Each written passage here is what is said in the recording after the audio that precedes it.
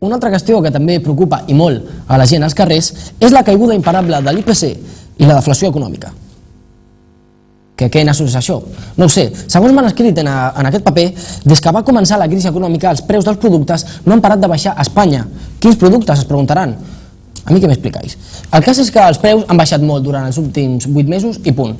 Aquesta setmana, però, les dades de l'IPC sembla que han revelat un augment relatiu d'aquesta davallada en què es trobaven els preus i han arribat fins al menys 0,6%. Vagin en compte, perquè si significa que els preus estaven baixos i l'IPC remunta, d'aquí a res els preus tornaran a pujar. Mira, Reme, diu que els preus estan més baixos que mai. Preus més baixos? Si vas al Prica con 50 euros y no te traes nada.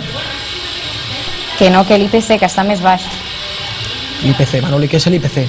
Desde que te dejó tu Paco estás muy rara. Mira a la Sofía Loren, lo guapa que está y lo vieja que es la jodida.